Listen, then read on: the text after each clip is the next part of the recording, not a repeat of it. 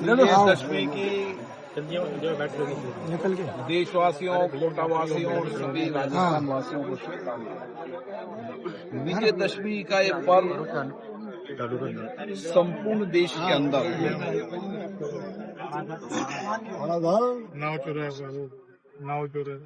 असत्य पर सत्य की विजय,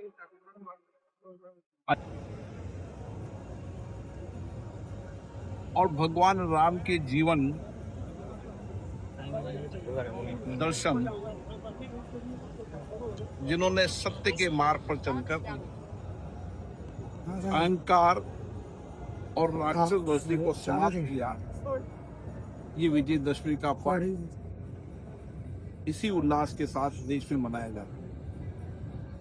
समाज जीवन के अंदर भगवान राम का जीवन दर्शन, सत्य पर चलकर, नैतिकता पर चलकर, और कितनी भी कठिन परिस्थितियां हो, धैर्य के साथ उन्होंने उस युग के अंदर राक्षस प्रवृत्ति को समाप्त किया, अहंकार को समाप्त किया।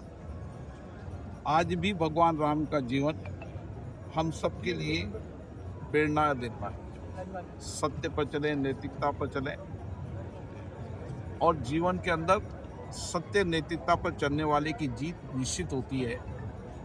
इसलिए भगवान राम का जीवन जहाँ आदर्श जीवन भी है कि किस तरीके से व्यक्ति को समाज के अंदर एक जीवन जीते समय, चाहे राजसी शासन हो, लेकिन जब समाज पर संकट आए, विपत्ति आए, स्थिति हो, तब आम जन को साथ लेकर, सामान्य व्यक्ति को साथ लेकर न्याय की लड़ाई लड़ना है।